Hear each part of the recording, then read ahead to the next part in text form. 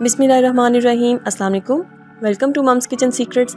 आज हम पकोड़ा मिक्स बनाएंगे। बहुत ही आसान इसकी रेसिपी है। रमज़ान आ चुका है, रमज़ान में आप इसको बनाकर रखें, पूरा रमज़ान आप इसको इजीली यूज़ करके पकोड़े बना सकते हैं। चलिए जी रेसिपी को स्टार्ट करते हैं।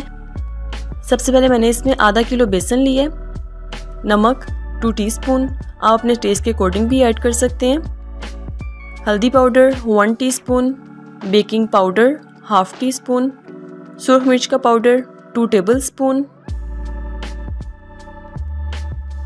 अजवाइन 1/2 टीस्पून, खुश्क पुदीना 1 टीस्पून, गरम मसाला 1 टेबलस्पून,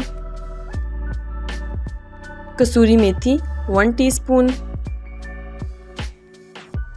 साबुत खुश्क धनिया 2 टेबलस्पून, खुश्क धनिया का पाउडर 1 टीस्पून, ज़ीरा 1 टेबलस्पून, सब्ज़ धनिया इसको मैंने ड्राई कर लिया था, ये भी 4 टेबलस्पून ऐड कर दें। तो आप इसमें फ्रेश भी ऐड कर सकते हैं जब आप पकोड़े बनाएंगे। अब इसको अच्छी तरह से मिक्स कर लें। पकोड़ा मिक्स बिल्कुल रेडी हो चुका है। आप इसको किसी जार में स्टोर करके 1 माह के लिए रख सकते हैं। अगर आपको ये रेसिपी अच्छी लगी है तो चैनल को सब्सक्राइब कर दें और साथ जो बेल का आइकॉन है उसे भी हिट कर दें।